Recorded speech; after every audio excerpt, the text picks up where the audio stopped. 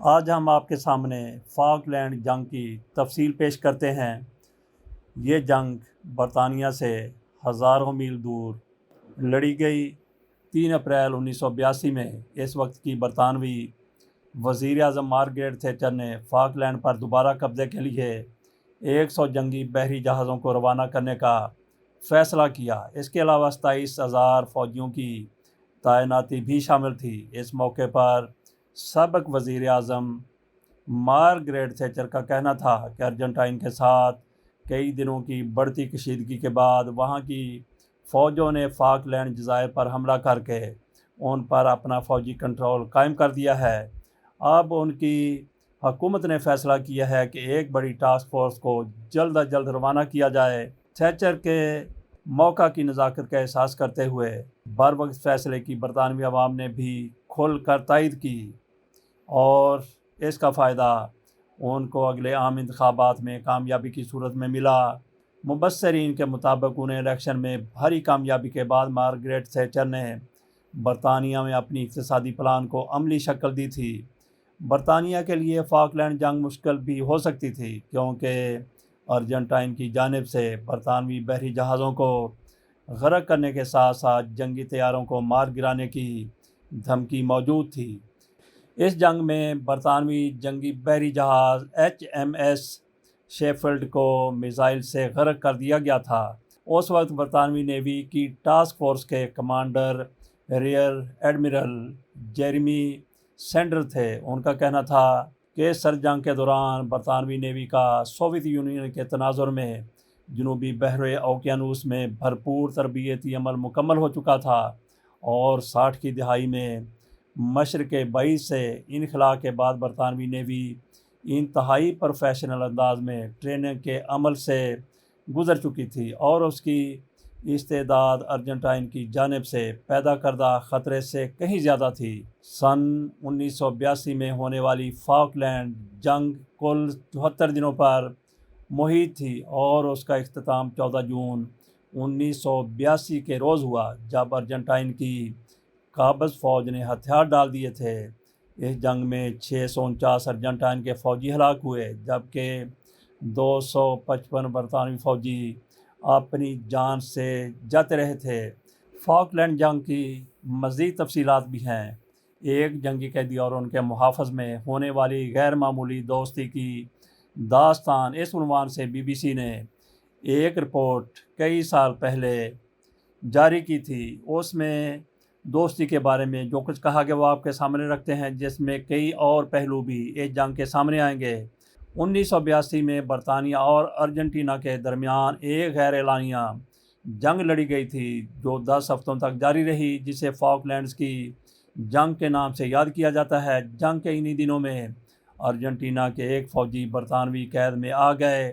برطانوی قید میں ارجنٹینا کے ایک جنگی قیدی اور ان کے برطانوی محافظ کے درمیان ایک رات بیئر پیتے اور رگبی کا میچ دیکھتے ہوئے دوستی ہو گئی۔ عرفون ہیگز نامی برطانوی محافظ SS کیمبرا نامی اس بحری جہاز پر تعینات ایک برطانوی فوجی تھے جنہیں ارجنٹینا کے 4,500 جنگی قیدیوں کی نگرانی پر مامور کیا گیا تھا۔ ایک رات جب عرفون نے ان جنگی قیدیوں سے پوچھا کہ کیا کسی کو انگریزی زبان بولنی آتی ہے تو جیورجیو پورٹسیٹ نامی ایک جنگی قیدی کا جواب ہاں میں تھا۔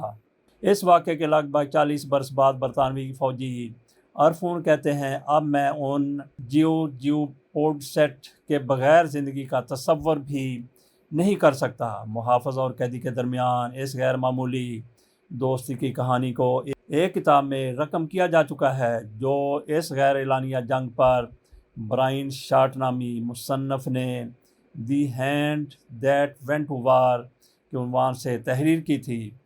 عرفون جس دن جیورجیو سے ملے اس دن کو یاد کرتے ہوئے وہ بتاتے ہیں کہ میں کیمبرا بحری جہاز میں 4500 جنگی قیدیوں کی نگرانی کر رہا تھا اور ان کو 10-10 کے گروپ میں نہانے کے لیے لے جا رہا تھا۔ یہ ایسا ہی تھا جیسے میں کسی ریوڑ کو لے کر جا رہا ہوں تو میں زور سے چلایا، تم میں سے کوئی انگریزی بول سکتا ہے؟ جیو نے کہا میں بول سکتا ہوں۔ بس اس دن کے بعد سے وہ قیدی عرفون کا مترجم اور مددگار بن گیا۔ عرفون جو کیمرہ پر سوار تھے ان کا کہنا تھا کہ ان کے جنگ میں بچ جانے کی کوئی امید نہیں تھی۔ جیو اس بات کا اعتراف کرتا ہے کہ وہ بچپن میں انگریزی زبان سیکھنے سے بھاگتے تھے، لیکن ساری جنگ کے دوران انگریزی ان کے بہت کام آئی۔ جیو کا کہنا ہے کہ میری والدہ مجھے زبردستی انگریزی پڑھنے بھیجتی تھی کہ کسی دن یہ تمہارے کام آئے گی۔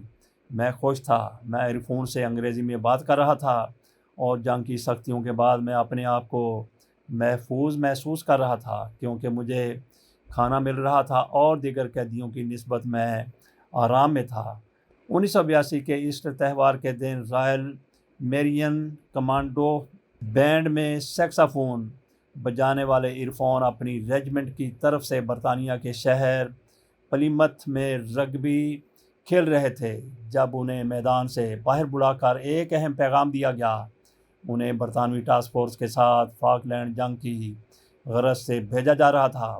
فاک لینڈ جزائر جسے ارجنٹینا میں ماوینس کہا جاتا ہے اور جسے وہ اپنا حصہ تصور کرتا ہے، وہاں اس ارجنٹینا نے اپنی فوج اتار دی تھی۔ عرفون جن کا تعلق برطانیہ کے علاقے ویلز سے تھا کا کہنا تھا کہ جب آپ کسی کو بتائیں کہ آپ فوج میں ہیں تو وہ سمجھتے ہیں کہ آپ بہت سخت جان ہوں گے، لیکن میں تو ایک موسیقار ہوں، ایک باقاعدہ فوجی نہیں۔ تو جب مجھے جنگ میں جانے کے لیے بلایا گیا تو میں بہت حیران ہوا۔ میں کافی پرجوش تھا اور ابتدائی چند ہفتوں میں جب تک میں اسینشن جزیرے پر نہیں پہنچا یہ سب کچھ ایک خواب سا لگ رہا تھا، لیکن جنگ پر جانے سے پہلے عرفون کو ایک اہم مسئلہ حل کرنا تھا۔ ان کی شادی ہونے والی تھی اور وہ اپنی ہونے والی بیوی کے ساتھ شادی کا بندھن باندھے بغیر جنگ پر جانا نہیں چاہتے تھے۔ ہمیں ہنگامی بنیادوں پر لائسنس ملا اور میں نے جانے سے پہلے مئی کے مہینے میں شادی کر لی اور کوئی بھی میرا ساتھی شادی میں شریک نہیں ہو سکا کیونکہ سمندری سفر پر روانہ ہونے سے پہلے ہم سب بیرکس تک محدود تھے۔ پہلے کچھ ہفتے تو وہ بحری سفر کے دوران صرف جہاز کے اشرے پر دھوپ سینکتے رہے، جس طرح سے نصف کرہ شمالی کی گرمی سے نصف کرہ جنوبی کی سردیوں کی طرف بڑے موسم کی تبدیلی کے ساتھ کینبرا بحری جہاز پر سوار لوگوں کے مزاج بھی تبدیل ہونا شروع ہو گئے۔ انہوں نے کہا ابتدا میں تو ہمیں لگا کہ ہم کتنے خوش قسمت ہیں کہ P&O سیاحتی کمپنی کے بحری جہاز پر سفر کر رہے ہیں اور وہاں ہمیں ایسی آسائشیں میسر تھیں جس کے مزے ہم میں سے کسی نے پہلے نہیں اٹھائے تھے۔ یہ جہاز بحیرہ روم کے ایک سفر سے واپس لوٹا تھا تو اس کے بار رومز فانوس اور اس میں موجود خوراک اور مشروبات سے لگتا تھا کہ یہ سب کسی اور دنیا کے ہیں، لیکن جب ہم سان کارلوس ساؤنڈ میں داخل ہوئے تو ہمیں احساس ہوا کہ ہم کس قدر خطرے میں ہیں، کیونکہ کینبرا کو بحریہ میں شامل کیا گیا تھا مگر اس پر دفاع کا کوئی نظام موجود نہیں تھا، صرف چند مشین گنز تھیں اور کاندھے پر رکھ کر چلائے جانے والے راکٹ تھے جو پیراشوٹ ریجمنٹ کے پاس تھے۔ یہ بحری جہاز جلد ہی ارجنٹینا کی فضائیہ کے حملوں کی زد میں آ گیا۔ عرفون کا کہنا ہے کہ ویسے تو اس جہاز کو بحری ہسپتال کے طور پر استعمال کیا جانا تھا، لیکن کیونکہ اس کو فوجیوں کو لے جانے کے لیے بھی استعمال کیا جا رہا تھا، اس لیے یہ جنیوا کنونشن کے تحت حاصل تحفظ کا حق کا دعویٰ نہیں کر سکتا تھا۔ ہم واقعی سٹنگ ڈکس کی طرح تھے اور جنگ کے بعد ہمیں معلوم ہوا کہ برطانوی حکومت کو کسی حد تک یقین تھا کہ جنگ کے ابتدائی دنوں میں ہی کینبرا تباہ ہو سکتا ہے اور انہیں ڈر تھا کہ ہم سب مارے جائیں گے۔ پیراشوٹ ریجمنٹ کو اتارنے کے بعد کینبرا جنوبی جارجیا کی طرف سفر پر روانہ ہوا جہاں سے اسے ویلش گارڈز اور گورکھا کو فاک لینڈ پہنچانا تھا۔ جب لڑائی شروع ہوئی تو اس جہاز پر ہیلی کاپٹروں میں بھر بھر کے زخمی برطانوی فوجی اور ارجنٹینا کے پکڑے جانے والے فوجی لائے جانے لگے۔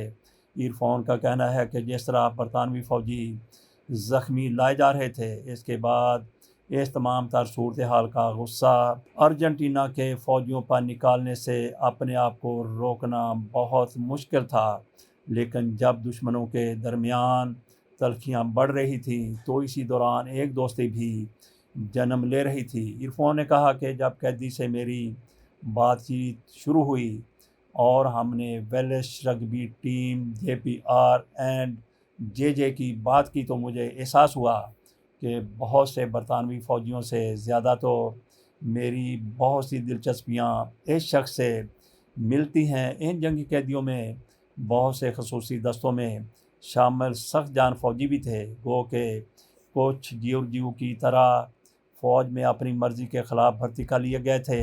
ایک رات میں نے چپکے سے اسے قیدیوں کے مخصوص ہال سے نکال کر رگبی پر گپ لگانے اور بیئر پینے کے لیے اپنے کیبن میں لے آیا۔ جیورجیو نے بتایا کہ اس رات بات لوس پوما اور ویلز کے درمیان 1976 میں ہونے والے میچ پر مرکوز رہی، جس میں ویلز نے آخری لمحات پر فل بینٹ اور احساس کھلاڑی گیرتھ ایڈورڈز اور فل بیک جان پیٹر اور رائن ولیمز نے پینلٹی کک لگا کر میچ جیت لیا تھا۔ جیورجیو نے بتایا کہ ہم نے اپنے گھروں، رشتہ داروں اور دوستوں کے بارے میں بات کی، اس خواہش کا اظہار کیا کہ جلد از جلد گھر لوٹ جائیں۔ اس موقع پر عرفان نے مجھے اپنے ساتھ کیبن میں رہنے والوں سے متعارف کروایا اور ہمارے چہروں پر مسکراہٹ لوٹ آئی تھی۔ اس رات کے بعد عرفان اور جیورجیو دوست بن گئے، لیکن ان کی دوستی صرف بیئر اور کھیل کی وجہ سے نہیں ہوئی۔ مصنف برین شارٹ، جو اس وقت کینبرا جہاز پر موجود تھے، انہوں نے بتایا کہ وہ اور جیورجیو دونوں جس بارے میں زیادہ بات نہیں کرتے تھے وہ یہ ہے کہ دونوں نے مل کر جہاز پر بغاوت ہونے سے روکی تھی۔ پیٹرو میڈرائن جاتے ہوئے جیورجیو نے عرفان کو خبردار کیا تھا کہ ارجنٹینا کے فوجی جہاز پر زبردستی قبضہ کرنے کا منصوبہ بنا رہے ہیں۔ عرفان اور میں راہداری کے دونوں طرف مشین گن لے کر کھڑے ہو گئے اور آخر کار کوئی گڑبڑ نہیں ہوئی۔ عرفان اور جیورجیو نے کارڈف اور ارجنٹینا کے دارالحکومت میں فاکلینڈز جنگ کی یاد میں بنائے گئے عجائب گھروں کا دورہ کیا اور تصاویر بنائیں۔ بہتر دنوں تک جاری رہنے والی مختصر جنگ کے بعد برطانوی فوج ارجنٹینا کی فوج کو فاکلینڈ سے نکالنے میں کامیاب ہو گئی۔ کینبرا نے جب جولائی 1982 میں جنگی قیدیوں کو پیٹرو میڈرن پر اتارا، جو ارجنٹینا کا وہ علاقہ ہے جہاں ویلز کی زبان ویلش بولی جاتی ہے، تو بحریہ کے ایک فوٹوگرافر نے عرفان اور جیورجیو کی ایک تصویر بنائی جو بڑی گرم جوشی سے ہاتھ ملا کر ایک دوسرے کو الوداع کہہ رہے تھے۔ دونوں دوستوں کے درمیان ارجنٹینا اور ویلز میں خطوں کی ترسیل میں دقت کی وجہ سے کچھ برس بعد رابطہ نہیں رہا، لیکن عرفان کی بیوی جان نے آخر کار جیورجیو کو ڈھونڈ نکالا۔ عرفان نے بتایا کہ وہ جیورجیو سے ملنے جا چکے ہیں اور وہ بھی ویلز آ چکا ہے۔ اب میں اس کے بغیر اپنی زندگی کا تصور نہیں کر سکتا۔ وائن شارٹ میں ان کی دوستی کے علاوہ 1 درجن سے زیادہ ایسی دوستیوں کی کہانی درج ہیں، گو کہ جنگ سے بہت زیادہ تباہ کاری ہوئی اور جانی نقصان ہوا، لیکن انہوں نے اس کتاب میں جنگ کی افراتفری اور تباہی کے دوران ہونے والی مثبت چیزوں کو ڈھونڈنے کی کوشش کی ہے۔